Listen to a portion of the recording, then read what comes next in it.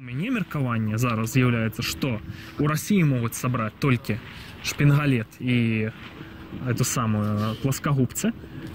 Даруйте 15 жуков. Те автомобили, которые выпускали 7 лет назад и больше, красились другими красками. Это были краски на основе растворителей, летучих веществ, растворителей, которые вредны, в общем-то, для окружающей среды, но они лучше себя ведут именно в плане сопротивлению адгезии, сопротивлению внешнего воздействия и прочее, прочее. Вот эти краски, которые красятся современные автомобили, ну, я не назову точный период, когда это началось, но это примерно где-то лет 7 назад. Это водорастворимые краски, которые более экологичны. Ну, у нас Европа, как бы, в общем-то, вся стремится к экологии, больше в том числе и эмиссии выхлопа моторов, там, Евро 4, 5, 6 сейчас.